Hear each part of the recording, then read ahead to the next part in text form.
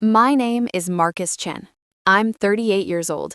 I've hosted many birthday parties over the years, but none of them ever ended with me locking my own family out of my house. This party was supposed to be simple: superhero decorations in the backyard, a homemade cake shaped like a shield, 12-year-old boys running around pretending to have powers, believing the world was still magical. My son Tyler had been counting down for weeks.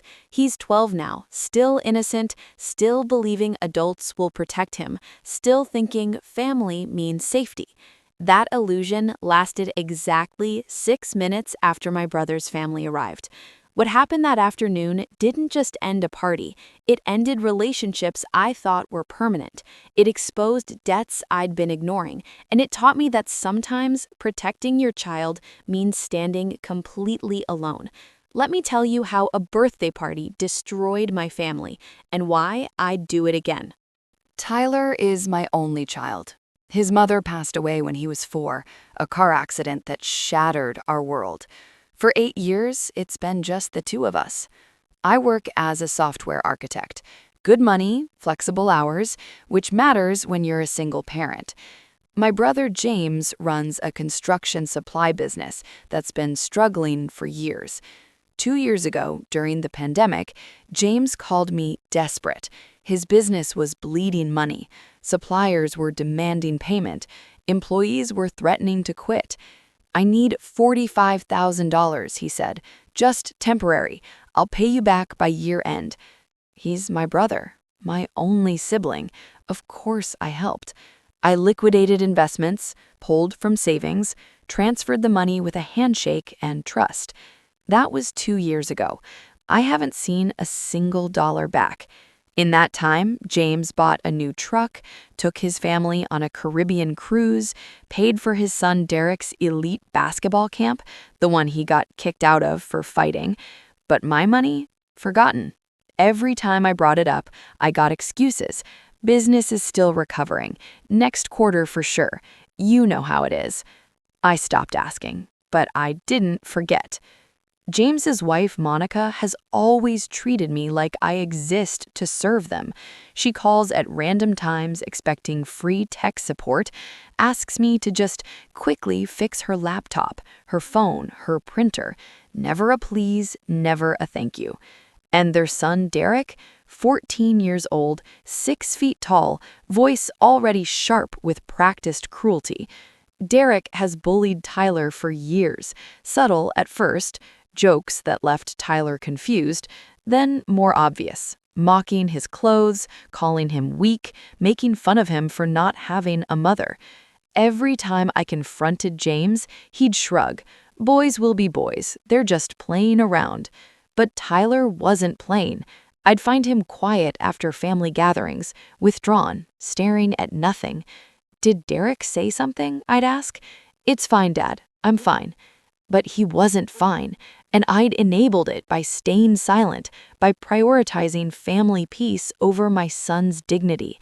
That was about to change. Tyler wanted a superhero party. We spent the week before decorating together. Cardboard buildings for the city, printouts of comic book characters, a cake I'd stayed up until midnight baking. It wasn't Pinterest perfect, but it was made with love. Tyler was so excited he couldn't sleep the night before. The party started at 2. Tyler's friends arrived first, sweet kids from his school, all awkward smiles and nervous energy. Then my family showed up. James walked into the backyard like he owned it, beer in hand, barely glancing at the decorations Tyler had worked so hard on. Monica was dressed like she was attending a charity gala, not a child's birthday party. Sunglasses on indoors, phone already out. And Derek, he scanned the yard once, curled his lip, and said loudly, "This is what we're doing? Superhero stuff? What are we, 6?" Several kids laughed, the nervous kind, the kind that comes from not wanting to be next. Tyler was standing near the cake, holding a Captain America shield he'd made from cardboard and paint. His face fell. I stepped forward. "Derek, that's enough." He smirked at me. "What? I'm just saying it's kind of babyish." James clapped me on the shoulder. "Relax, Marcus. He's just being honest. Kids today are too sensitive." I should have ended it right then, should have told them to leave, but I didn't want to ruin Tyler's party. I told myself it would get better. It got worse. During the games, Derek made everything about him. When Tyler organized a rescue mission game, Derek took over, changed all the rules, and made himself the leader. When Tyler tried to explain how it was supposed to work, Derek said, "Dude, nobody cares about your baby rules. This is boring." During the scavenger hunt, Derek found clues early and shouted the answers before anyone else could try. When Tyler asked him to wait, Derek said, "Maybe get faster, slowpoke." At one point, Derek grabbed Tyler's Captain America shield and threw it over the fence into the neighbor's yard. "Real superheroes don't need fake shields," he said with a grin. Tyler didn't cry, not in front of everyone, but I saw his face, the confusion, the hurt, the way he looked at me like, "Why aren't you stopping this?" I found him 10 minutes later, sitting alone by the garage, trying not to cry. "Dad, did I do something wrong?" His voice was so small. "Is my party stupid?" That's when something inside me snapped. I walked back to the party. Everyone was eating cake. My parents had arrived by then, sitting at the patio table like everything was normal.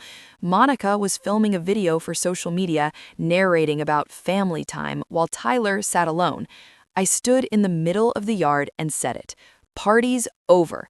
Everyone needs to leave." At first, they thought I was joking. My mother actually laughed, that tight, dismissive laugh she uses when she thinks I'm being dramatic. James looked at me like I'd personally insulted him. "What are you talking about?" "This party is over," I repeated. "You need to leave, now." Monica lowered her phone, offense written all over her face. "Excuse me? You're not welcome in my house if humiliating my son is your idea of fun." Derek rolled his eyes. "Oh my God, it was just jokes. Why is everyone so sensitive?" I looked at James, at my parents. "You're really not going to say anything? You watched your grandson get bullied at his own birthday party and you think that's acceptable?" My father blinked like he hadn't been paying attention. My mother said, "Marcus, you're overreacting. Derek's just being a teenage boy. You need to toughen Tyler up, not coddle him. Get out." James stood up. "You're seriously kicking us out over this? Over you letting your son make mine miserable, over you laughing while it happened, over 2 years of taking my money and my time and never once showing respect. Yes, get out. You're being ridiculous. I'm being clear. You're not welcome here anymore." They left, muttering, offended. My mother looked back once, expecting me to stop them. I didn't. I closed the door and locked it. Tyler was standing in the hallway, eyes wide. "Dad? Your party's not over, buddy. It's just smaller now. Want to finish that cake?" His smile was small but real. That night at 9:47, my phone buzzed. A text from James. "You're out of this family. Hope you're happy." I stared at it for a long moment. Then I typed back. "Fine, then you're out of the $45,000 you owe me. I want it back, with interest. You have 30 days. The silence that followed was immediate and telling. The next morning, I didn't wake up to apologies. No missed calls, no guilty texts from my mother. Just silence, the kind my family uses when they expect me to cave. Instead, I opened my laptop and started documenting everything. Bank transfers, text messages, emails where James promised repayment, every interaction where I'd asked for my money back. Then I called a lawyer. "Do I have a case?" I asked. "Absolutely, especially with this documentation. I can draft a formal demand letter today." Within 2 hours, James received a legal notice. Return $45,000 within 30 days or face small claims court. My parents called me 3 times that afternoon. I didn't answer. Monica left a voicemail, her voice shaking with outrage. "How dare you threaten legal action against family? What is wrong with you?" Everything, I thought. Everything was wrong, and I was finally fixing it. Here's what I didn't mention earlier. I wasn't just James's brother. I was his silent partner. When I'd given him that $45,000, I'd also become part owner of his business, 15% equity in exchange for the capital injection. It was supposed to be insurance, a way to protect my investment. It also meant I had signing authority on certain accounts, emergency funds, digital operations, payroll backups. I'd set these up because James was terrible with financial management. I'd automated his accounting, organized his invoices, smoothed over relationships with suppliers he'd offended with late payments. Now I locked him out of those accounts. I didn't take any money, I just froze access. And I contacted our business accountant, Patricia. "I'm withdrawing from the partnership," I told her, effective immediately. She sighed, a long, knowing sigh. "Honestly, Marcus, I've been wondering when you'd do this. He's been coasting on your reputation for years." That afternoon, she sent James formal dissolution papers, separation of partnership, transfer of responsibilities, all clean, legal, and final. I also called the main suppliers, the ones who'd extended credit based on my personal guarantee. "I'm no longer affiliated with Chen Construction Supply," I told them. "Future transactions are at your own risk." They weren't happy, but they understood. I'd been the one paying bills on time. I'd been the one maintaining relationships. Without me, James's business was exposed. It took exactly 9 days for everything to fall apart. First, a major supplier cut off James's credit line. No advance notice, just a terse email. Unable to extend further credit at this time. Then, a construction company that had been a loyal client for years canceled their contract. The reason? Lack of reliable communication and missed delivery schedules. James had been letting customer calls go to voicemail, assuming I'd handle follow-ups like I always did, except I wasn't doing that anymore. By the end of the second week, James showed up at my door unannounced. He looked terrible, unshaved, dark circles under his eyes, his usual swagger gone. "We need to talk," he said. "Do we? You're destroying everything I built." "You built?" I interrupted. "James, I was your business. I did your books. I managed your suppliers. I covered your mistakes. You just showed up and took credit." "That's not fair." "What's not fair is you owing me $45,000 while taking vacations and buying trucks.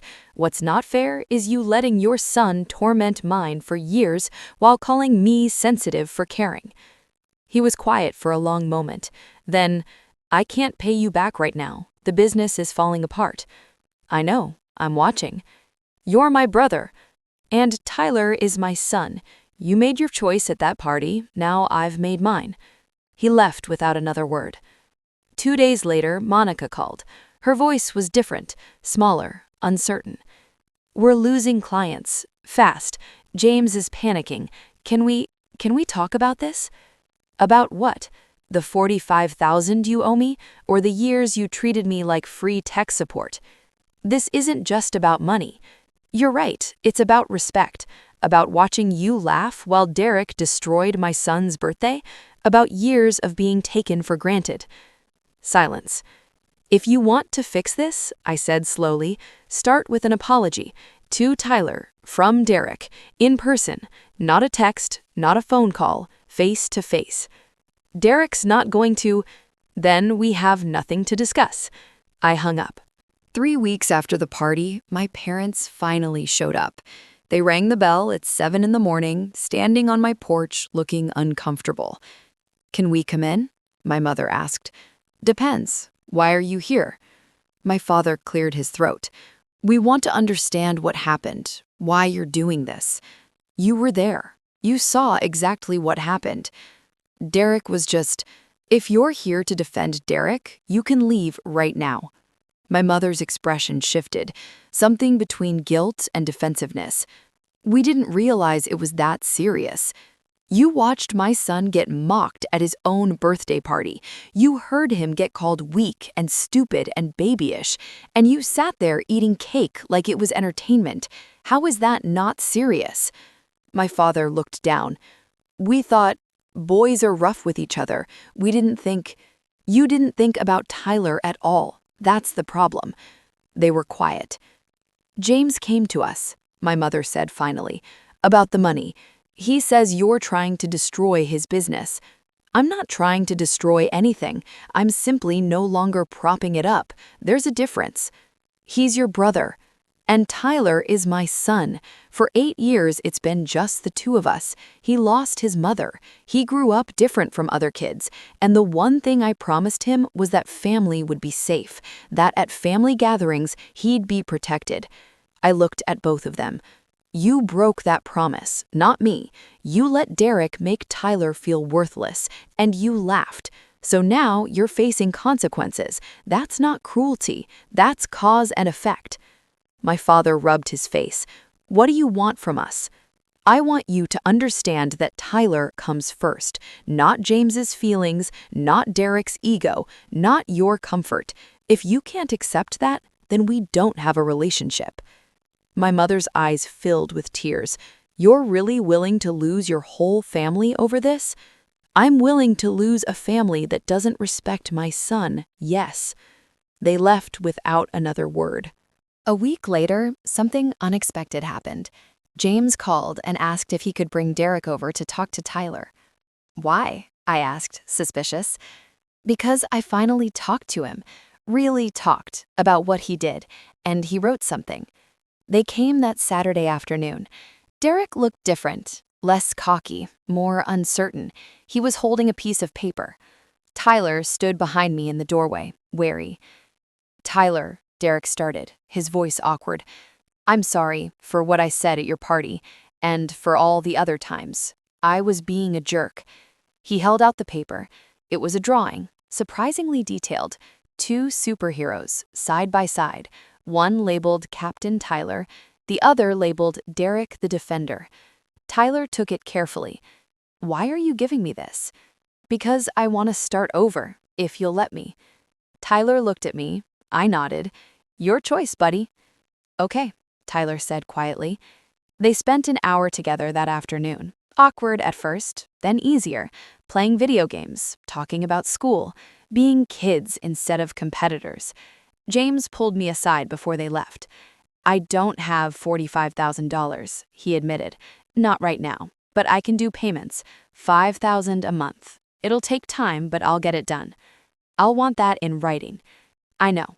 We drafted a payment plan that night, signed, witnessed, formal. The first payment arrived 3 days later, exactly on time. It's been 6 months now. James has paid me back $25,000. He's on schedule for the rest. His business stabilized once he hired a proper accountant and started returning calls. It's smaller now, less ambitious, but sustainable. Derek and Tyler have gotten closer. They're not best friends, but they're cousins who actually like each other.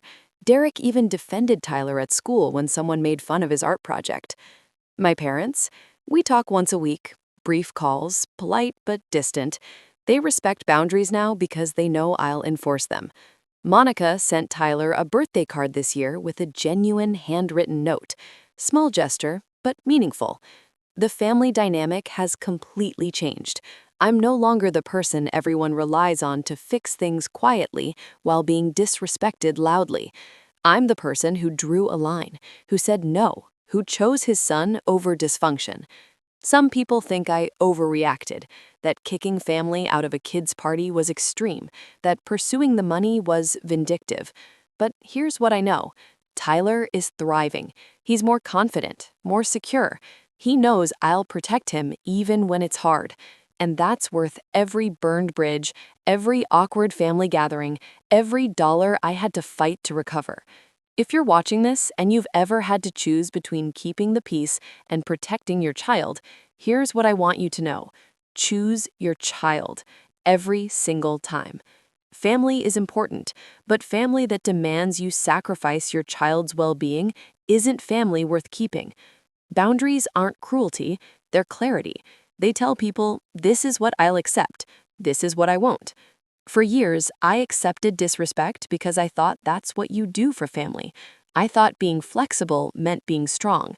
But flexibility that comes from fear isn't strength, It's weakness disguised as virtue. Real strength is saying, my child matters more than your comfort, and if you can't treat him with basic respect, you don't get access to our lives. That party ended with me standing alone, my family leaving angry, everyone thinking I'd overreacted. But Tyler was safe. Tyler was protected. Tyler learned that his dad will always choose him. And that's the only validation I needed. Thank you for watching.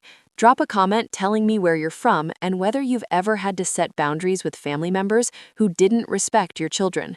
Remember, you're not responsible for managing other people's feelings at the expense of your child's safety and dignity. Sometimes the most loving thing you can do is close the door on people who refuse to walk through it with respect. Your child is watching how you respond when they're hurt. Show them they matter, even if it means standing completely alone.